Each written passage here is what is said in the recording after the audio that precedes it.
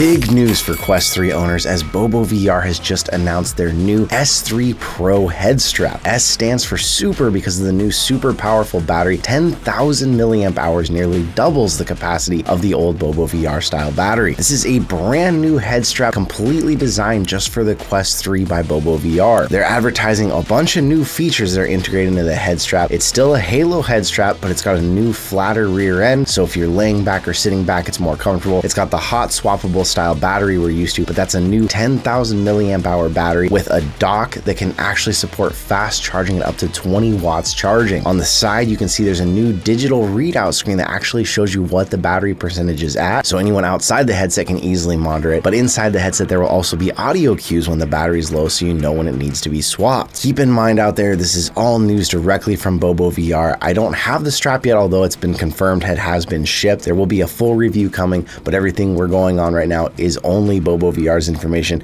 We haven't been able to verify any of it ourselves yet. On the Halo piece of the head strap, you'll notice something new here. That is a new integrated fan to help keep you cool and fog-free while you're playing. And this fan doesn't just have high, low, or off like the old F2 fan. It actually has a knob on the side of the head strap that lets you adjust this from 0 to 100% power. If you're hearing this news and your instant reaction is, oh, I already bought the M3, what am I going to do? There is actually some options between discounts and some swappable parts. For current customers that are coming, we'll talk about that more in the next news piece. Since the original launch of the first BoboVR head straps, one thing that's been divisive are the top knobs that are behind the forehead pad, and on this model, they're actually going to be removable for people who don't feel like they need or like them and want to just rely on that forehead cushion itself. It's going to still include the swappable honeycomb pads we're all used to in case you prefer those in the back. It really seems like BoboVR has taken everything they've learned over years of making these straps and brought it all into one, which I'm pretty excited about. Price is looking at $90 US for this thing to launch. That price could vary around the world, as we've seen on Amazon with other products. They always do. If pre-orders have opened and you're interested in pre-ordering, I will leave a link down in the comments and description in case you want to do that. If you already bought an M3 and you're outside the return window, there will be options to actually contact Bobo and get the discount on this new one. But if you want to hold out, we have one of these coming. We're going to be reviewing this for you as soon as we can get it and get through all the testing. There's a lot on this head strap, which I'm really excited to test and review for all of you. But let me know in the comments what you think. How do you feel about this? Were you one of the people who was struggling to get an M3 because of all the stock issues? Everyone was buying them up. Are you going to switch over to the S3 now? But there is upgradable options if you are an M3 owner, so let's talk about that. There are different options for you out there, one of which is a B100 upgrade kit, which is launching this quarter as well. This swaps out the battery dock and gives you the new 10,000 milliamp hour battery, but that new dock that's also capable of the 20 watts fast charging. And this is compatible with any previous BoboVR strap that's still available, whether that's the M2, the M1, the Mini, basically that same 3-screw design where you can unscrew the rear dock and replace it with this new one. This will also enable you to use the new supercharging dock that's coming out for these new batteries that can actually charge one of these batteries from 0 to 80% in 1 hour. Bobo is advertising that you can even get that cyclical charge cycle that we're used to with them, even now with just one of these batteries. It would be kind of annoying because you wouldn't be hot swapping the batteries like we're used to, but you could essentially run the battery down. That would charge up the Quest enough that you could switch the battery over the dock, get that back up to 80% and put it back on and continually use the headset even with one battery. Granted, you'd also be going back and forth between having the counterweight of the battery and not having it. Ultimately, I feel like 2 batteries is going to be the way to go, but it's interesting that that's possible. So that means anyone who already has a strap can move forward, or if you bought a strap and you really want this new strap between the battery dock, the new fan, the digital readout on the side, you can submit any proof to BoboVR and get a 20% discount on the whole new head strap. So that way returning customers get a better deal instead of having to pay full price all over again. I think it's been really cool to see how BoboVR has tried to do this with keeping the modular design so where you can upgrade their old straps, and they're saying this new strap will be forwards compatible with anything else they make too, so that you can continue to carry forward parts again, just like we've seen how the M2 from the Quest 2 moved to the M3. As I mentioned before, everything we're going off of and reporting on here is BoboVR's new announcements,